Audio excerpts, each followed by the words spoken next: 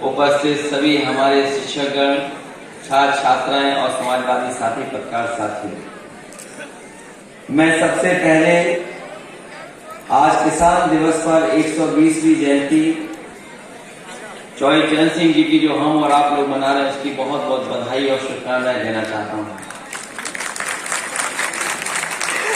जिस संस्थान में हम और आप लोग बैठे हैं, ये संस्था का भी नाम चौधरी चरण सिंह जी के नाम से ही है और इस संस्था ने न जाने कितने लोगों को मौका दिया पढ़ लिख करके आगे बढ़ने का, और न जाने आने वाली कितनी पीढ़ियां इसमें पढ़ करके आगे बढ़ने का काम भी करेंगी। जहां हम चौधरी चरण सिंह जी को याद कर रहे हैं, वहीं जहां हमारे देश के किसान बड़े नेता थे, वहीं अगर आप दुनिया में ढूंढेंगे कि किसान नेताओं में जिन्होंने किसानों के लिए संघर्ष किया तो आप चौधरी चरण सिंह जी को पाएंगे। चौधरी चरण सिंह जी के बारे में जिन्होंने पढ़ा होगा वो जानते होंगे कि उन्होंने एक बार ये कहा कि किसान को अपने हल पर एक नजर रख करके दूसरी लोकसभा की पर भी नजर रखना चाहिए, क्योंकि जहां वो किसान मेहनत करता है वहीं उसको ये भी निगाह रखनी चाहिए कि आखिरकार जो संसद है वो क्या फैसला लेगी। जहां हम चरण सिंह जी को याद कर रहे हैं, वहीं हम अपने नेताजी को भी याद करते हैं कि दोनों लोगों ने मिलकर के किसानों के लिए तमाम फैसले लिए हैं। अगर हम चौधरी चरण सिंह जी को पढ़ें, उनके जीवन के बारे में जाने, तो समय समय पर जब भी उन्हें मौका मिला उन्होंने प्राथमिकता पे किसान को ही समझा। जो लोग विधानसभा देखे होंगे और विधानसभा के सामने जो प्रतिमा लगी है, उस समय भी बहुत सारी ताकतें थी जो इसको रोकना चाहती थी, लेकिन नेताजी, हमारे आपके नेताजी ने उस समय चौधरी चरण सिंह जी को सबसे महत्वपूर्ण जगह अगर कहीं स्थापित करने का काम किया तो विधानसभा के सामने उनकी प्रतिमा लगा कर सम्मान देने का काम किया। आज हमें और आपको ये जरूरत है कि जो रास्ता चौधरी चरण सिंह जी ने दिखाया था और नेताजी ने उस रास्ते पर हम लोग चले। हमें और आपको विरासत में ये सिद्धांत मिले हैं और हम ये बात मानते हैं और महसूस भी करते हैं कि जो रास्ता दोनों नेताओं ने दिखाया था उसी रास्ते से हमारे किसान और गरीब की भलाई है, कोई दूसरा रास्ता नहीं। और अगर जो सत्ता में सरकार है उनके हम कामकाज देखें तो जितना कुछ बनाया गया था किसानों के लिए, ये सरकार उसको एक एक कर करके बर्बाद करने की कोशिश में है। वो हमने और आपने देखा कि जिस तरीके से 3 काले कानून लाए गए थे,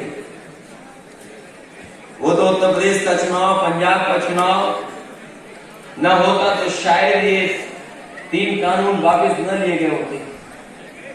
सरकारों के बच्चे और किसानों, खासकर किसानों के बच्चे, उनको अच्छी शिक्षा मिले तो कोई कल्पना चाहिए लोगों की, उनके नाम जरूर हम लेना चाहते हैं। स्वर्गीय नेताजी स्वर्गीय नथू सिंह जी, बाबू दर्शन सिंह जी, स्वर्गीय लाला रामप्रसाद गुप्ता जी, स्वर्गीय राम बहादुर मिश्रा जी, स्वर्गीय दर्शन सिंह प्रधान शेखर, इन लोगों ने इस चौधरी चरण सिंह पीजी कॉलेज की स्थापना की। तो आज चौधरी साहब की जयंती के अवसर पर इन सभी को भी हम नमन करना चाहते हैं और यहीं तक हम और आगे हम कहना चाहते हैं कि आज मैनपुरी की लोकसभा का जो चुनाव हुआ है, जिसमें मैनपुरी के लोकसभा की सीट पर जो चारों विधानसभा के उन्होंने भी जीत कराई है, 86 जीत कराई, उनको भी हम धन्यवाद देना चाहते हैं। थे, उन्होंने किन परिस्थितियों में एक तरफ यहाँ पर सरकार और सरकार के सारे पर फौज किस तरीके से काम कर रहा है। सभी कॉलेज के सभी स्टाफ, लेक्चरर से लेकर के प्रोफेसर से लेकर के और यहाँ उपस्थित मंत्री, लोकसभा के उपस्थित नेतागण और खासकर जसमान नगर क्षेत्र के क्रांतिकारी बहादुर साथियों और यहाँ उपस्थित किसान यूनियन के किसान नेता और हमारे बीच में आज किसान नेता चौधरी अवतार सिंह जी और यहाँ उपस्थित सभी छात्र और छात्राएं और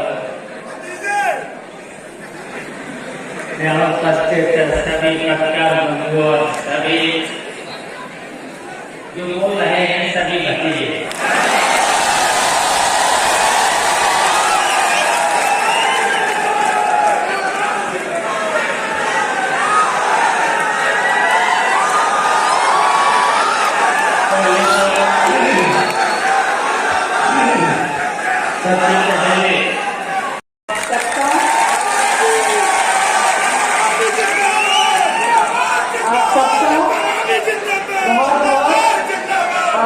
बहुत बहुत धन्यवाद और आभार। हम सभी जानते हैं कि आदरणीय श्री चौधरी सिंह जी एक किसान नेता थे और उन्होंने उत्तर प्रदेश में भूमि सुधार का जो भी कार्य हुआ उनका पूरा श्रेय चौधरी चरण सिंह जी को जाता है।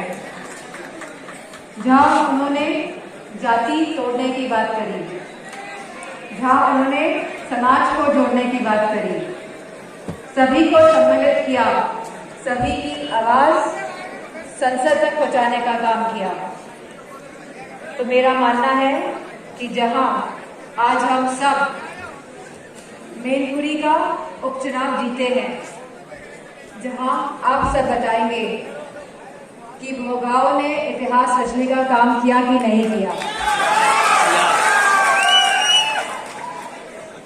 मैनपुरी सदर ने इतिहास रचा कि नहीं रचा? रचा। किसनी ने इतिहास रचा कि नहीं रचा? वहीं कन्हल ने रचा कि नहीं रचा इतिहास? वहीं जसवंत नगर ने इतिहास रचा कि नहीं रचा?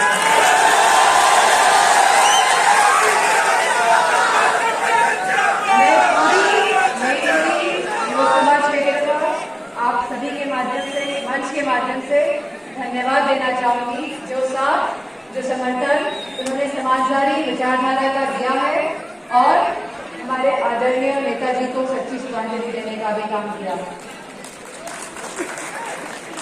और ये मैनपुरी की जो जीत है वो हमें बहुत कुछ सिखाती है। वो हमें सिखाती है कि हम सब एक साथ कैसे आगे बढ़ सकते हैं। जहां अब ये हम सबका दायित्व है कि जो जो इस चुनाव में हमारे साथ आया है, हम सभी को, उन सभी लोगों का, उन सभी जनों का सम्मान करना है, उनको सम्मिलित करना है, उनको आगे लेके जाना है। जिस तरह चौधरी चरण सिंह जी ने सदैव काम किया है, उन्हीं की विचारधारा में आगे बढ़ने का काम करना है, उन्हीं के आदर्शों। हमारे सबके नेता बहुत ही सम्मानित आदरणीय माननीय सुभाष सिंह यादव जी, अभी आपने सबने बहुत मेहनत करके कन्नौज का चुनाव जिताने का काम किया, मैनपुरी का चुनाव जिताने का काम किया। मैनपुरी की सांसद आदरणीय डिम्पल यादव जी, मंच पर बैठे आदरणीय राम सिंह साग जी, माननीय राम नरेश जी, किसानों के नेता आदरणीय क्षमा करें, आदरणीय नेताजी आज चौधरी चरण